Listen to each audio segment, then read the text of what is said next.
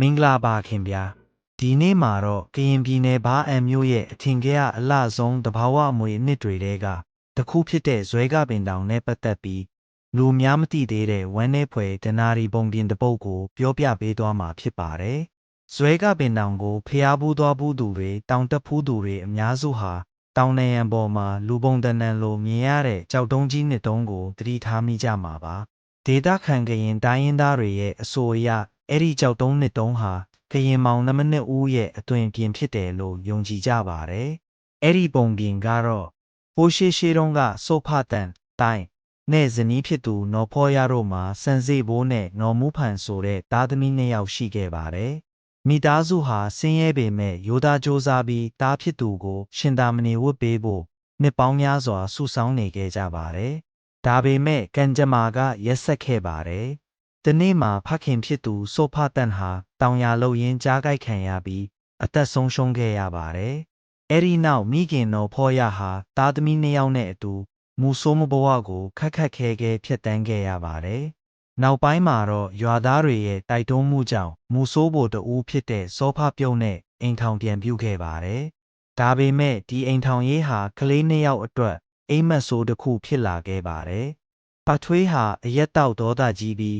မောင်နှမနှစ်ယောက်ကိုအမြဲဆဲဆိုတိုင်းနဲ့ခက်ခဲတဲ့အလုပ်တွေကိုအတင်းခိုင်းစေခဲ့ပါတယ်။အပြစ်မဲ့တဲ့ကလေးနှစ်ယောက်ဟာနေတိုင်းမျက်ရည်တွေနဲ့သာကြီးပြင်းခဲ့ရပါတယ်။နောက်ဆုံးမှာတော့ပထွေးဟာသူတို့နှစ်ယောက်ကိုရာခင်းလိုက်ပို့မယ်ဆိုပြီးခေါ်သွားကမြင့်မားတဲ့တောင်ကမ်းပါးပေါ်ကနေတွန်းချခဲ့ပါတယ်။အသက်အန္တရာယ်ကြုံနေချိန်မှာမောင်နှမနှစ်ယောက်ဟာဇွဲကပင်စီတီတော်ကိုစိတ်နှလုံးအပြည့်နဲ့အာယုံပြုဆူတောင်းခဲ့ကြပါတယ်။အဲ့လိုစရာကောင်းတာက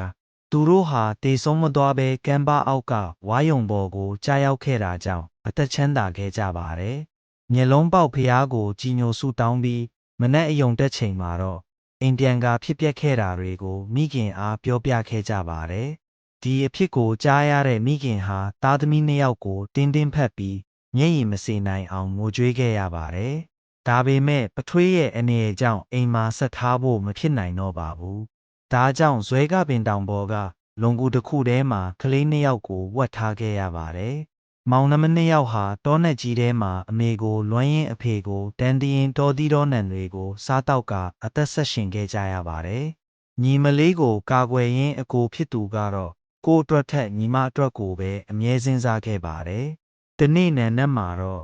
ရသည့်အိုကြီးတစ်ပါးဟာမောင်နှမနှစ်ယောက်ရှေ့ကိုရောက်လာခဲ့ပါတယ်။သူကရွှေရောင်တောက်ပတ်နေတဲ့ဆေးလုံးသုံးလုံးကိုပေးပြီးမိဘုံထဲကိုဝင်စေခဲ့ပါတယ်။မိဘုံထဲကထွက်လာချိန်မှာတော့ကလေးနှစ်ယောက်ဟာအရွယ်ရောက်ပြီးလှပခန့်ညားတဲ့လူငယ်မောင်နှမနှစ်ဦးအဖြစ်ပြောင်းလဲသွားခဲ့ကြသလိုထူးခြားတဲ့တန်ခိုးတီတွေလည်းရရှိခဲ့ကြပါတယ်။ထို့နောက်ရသည့်ကြီးကသာသနာတော်ကိုစောင့်ရှောက်ကြပါဇွဲကပင်တောင်ကိုလာရောက်ဖူးမြော်ကြသူတိုင်းကျမ်းမာချမ်းသာပြီးစီးပွားလာပါတိုးတက်အောင်ကူညီဆောင်ရှောက်ကြပါလို့မှာကြားခဲ့ပါတယ်။အဲ့ဒီအချိန်ကစပြီးမောင်နှမနှစ်ယောက်ဟာတစ္ဆာပြုကဇွဲကပင်တောင်နဲ့စံတော်ရှင်မြတ်ကိုစောင့်ရှောက်နေတဲ့နတ်ဆောင်များအဖြစ်တည်ရှိနေတယ်လို့ဒေသခံတွေကယုံကြည်ကြပါတယ်။ဒီပုံပြင်ဟာတမိုင်းမှတ်တမ်းအရအတည်ပြုထားတဲ့ဖြစ်ရမဟုတ်ပဲဒေသခံကရင်လူမျိုးများအကြားမျိုးဆက်တစ်ဆက်ပြီးတစ်ဆက်လက်ဆင့်ကမ်းပြောပြလာကြတဲ့ဒနာရီပုံပြင်တစ်ပုဒ်ဖြစ်ပါတယ်။မိတ်ဆွေတို့ကတော့ဒီဒနာရီကိုအရင်ကကြားဘူးပါသလား။တီးထားတဲ့အခြားဇာတ်လမ်းတွေရှိရင်လည်းမျှဝေပေးခဲ့ပါဦး။ကျေးဇူးတင်ပါတယ်။